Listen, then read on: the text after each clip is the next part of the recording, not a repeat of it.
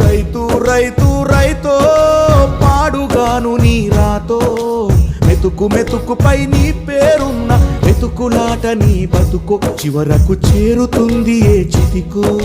నువ్వు పండించే ధాన్యమే దేవుని గుళ్ళో ప్రసాదం, ఆ దేవుడికెందుకు తెలియదు మరి నీ ఇంట్లో నీ విషాదం.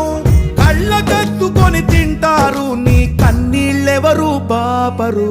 రైతు రైతు రైతో పాడుగాను నీ రాతో మెతుకు మెతుకుపై నీ చెమటున్న వెతుకులాట నీ బతుకు చివరకు చేరుతుంది ఏ చితికో.